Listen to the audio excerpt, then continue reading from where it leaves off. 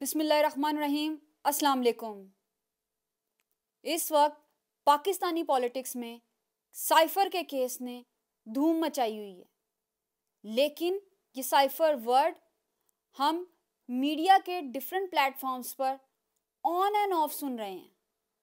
आज हम अपनी इस वीडियो में देखेंगे कि ये साइफर है क्या, इस डॉक्यूमेंट की क्या इंपॉर्टेंस है और क्या रीज़न है जिसकी वजह से इमरान खान साहब को 10 साल की सज़ा सुनाई गई है। इस वीडियो का आगाज़ करते हैं इस बात से कि 30 जनवरी 2024 को इमरान खान साहब और शाह महमूद कुरैशी साहब को साइफर केस में 10 साल की सज़ा सुना दी गई।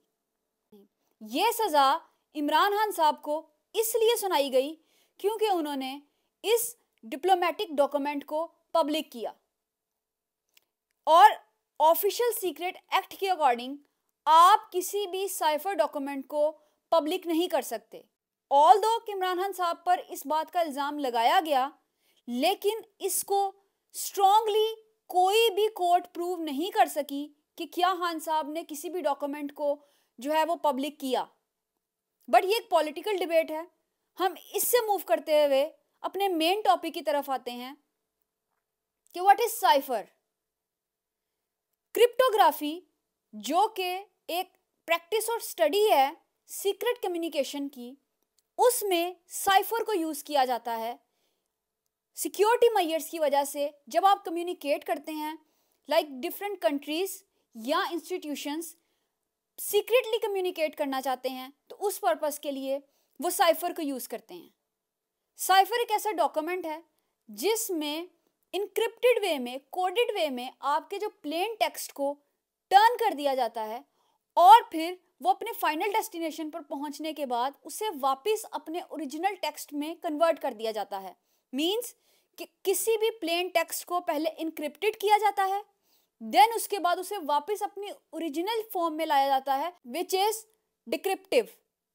सो इस तरह से कोडेड वे में कम्युनिकेट किया जाता है सिक्योरिटी मेजर्स को मद्देनजर रखते हुए।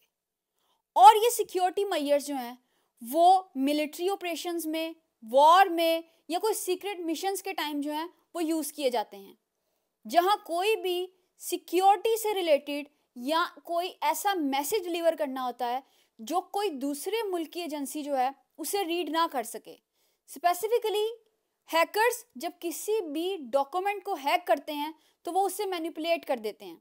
सो उस मैनिपुलेशन से, उस मैनूवर से बचने के लिए इसे कोडेड वे में एक जगह से दूसरी जगह ट्रांसफ़र किया जाता है, ताकि कोई भी हैकर इसे हैक करके इसके अंदर की इंपॉर्टेंट इंफॉर्मेशन को चेंज ना कर दे।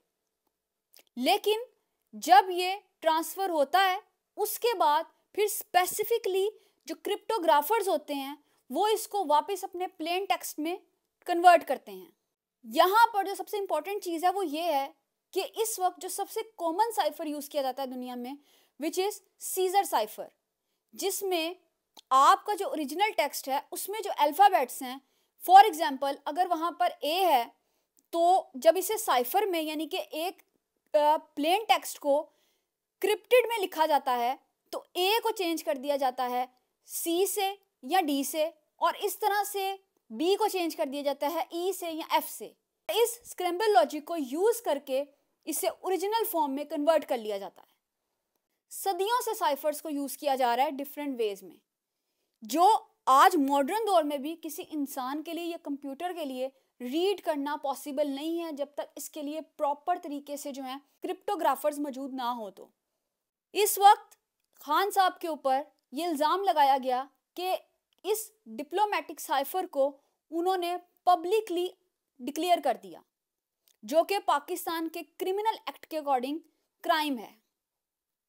अब खान साहब ने ऐसा किया है या नहीं किया है, इसका फैसला आप या मैं नहीं कर सकते। अल्लाह ताला बेहतर जानते हैं कि कोई भी साइफर पब्लिकली डिक्लेयर हुआ या नहीं हुआ। हम सिर्फ इतना ही कह सकते हैं कि अल्लाह ताला पाकिस्तान के हक़ में बेहतर करे और ये जो आने वाले इलेक्शन हैं ये आपके और हमारे लिए खुशाइन साबित हों। Thank you so much. इस तरह की मज़ीद इंफॉर्मेटिव वीडियोस के लिए please do subscribe my channel and share with your friends. Thank you so much. अल्लाह हाफिज़।